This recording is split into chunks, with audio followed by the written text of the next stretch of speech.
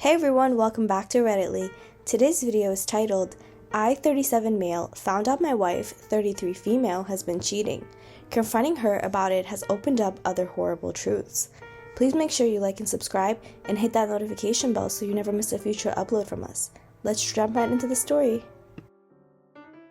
Sorry if this is the wrong place to post. Online advice is new territory for me. Long post with many layers. I've been with my wife for 16 years, married for almost 14. We have 2 daughters. One is mine biologically, the other is mine in every other way. I love them all with all of my being. A few weeks ago, I took my wife to get her eyebrows microbladed, source of great insecurity for her, during which I hope to enjoy a night of dining and fun in the city, just to enjoy each other's company on a rarely enjoyed date night. While she was enduring the process, she left her phone with me. After a bit, a notification popped up, and it was my stepdaughter.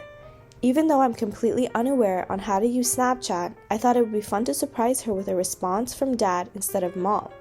It took a few minutes, but I was able to fire off a goofy picture back to her. After sending, I somehow stumbled in her chat section. At first glance, it was nothing, but then I noticed a name I've always hated. We'll call him D.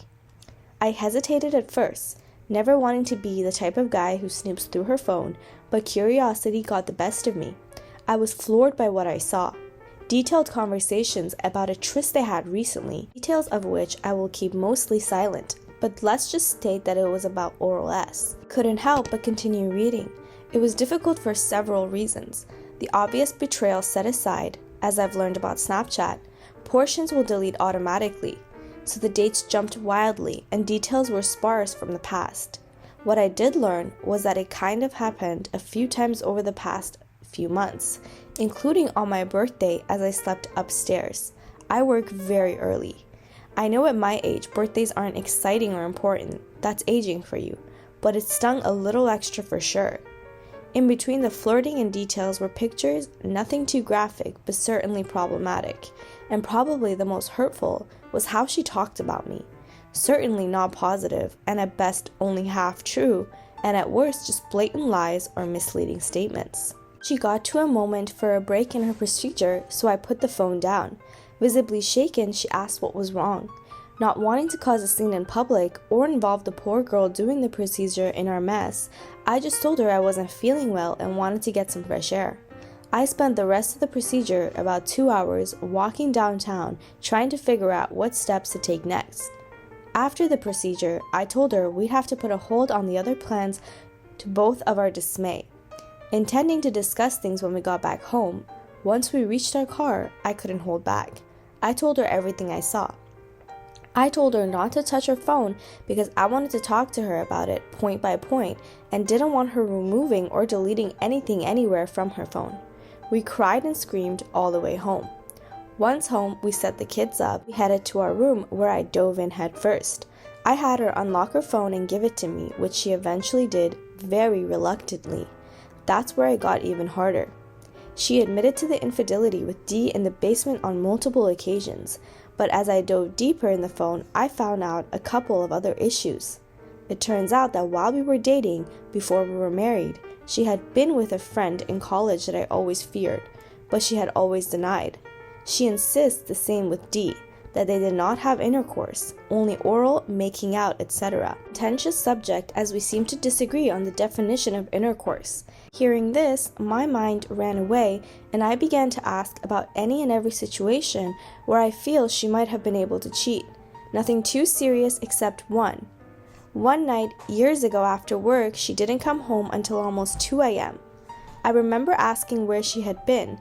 She told me she was out, nothing more, despite my worries. In my new relationship naivety, I let it go for the time being, but it always lingered in the back of my mind and burst out that night. And I asked, in between anger and hurt, she suddenly tightened up. She started crying, and I assumed that this was the one that would end our relationship. Instead, without going into detail, in fairness to her, it was the one story of her assault that she had never told anyone. She cried, I cried.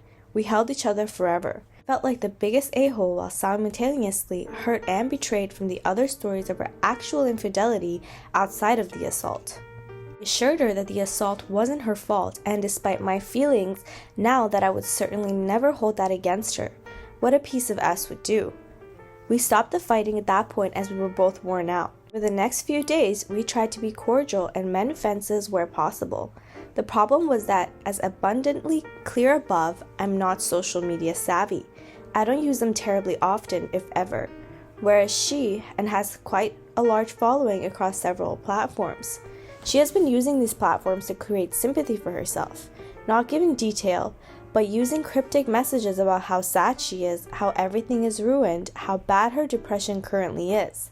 Now our friends are sympathetic towards her without knowing any details, while I appear to be the unsympathetic husband who makes her miserable.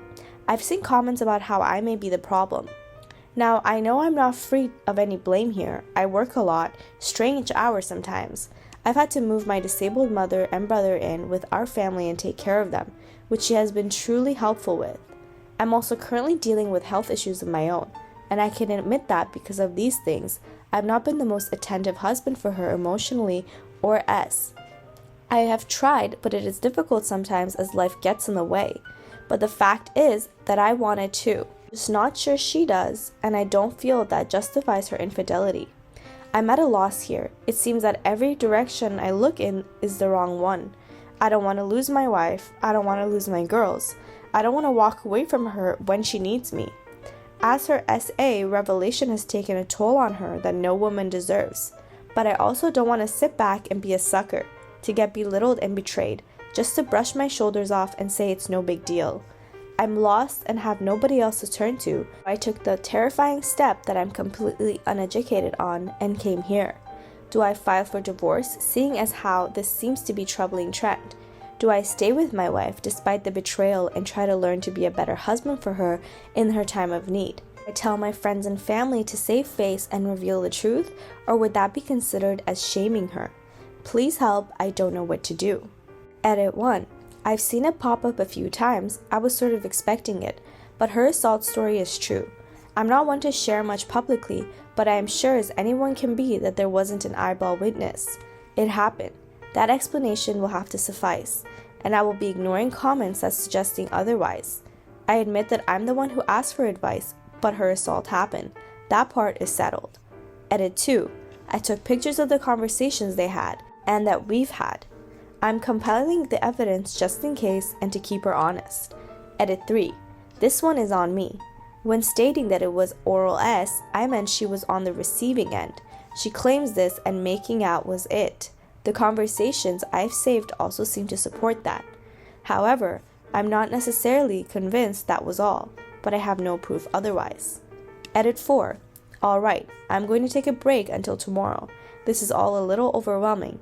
I appreciate all of the comments and advice, even the ones condemning me to a life of cuckoldery. I knew everyone would have different and strong opinions. That's what I wanted to hear. I know my marriage is likely over. It's just hard to casually throw away something you spent half of your life building. I'll post an update if anything happens.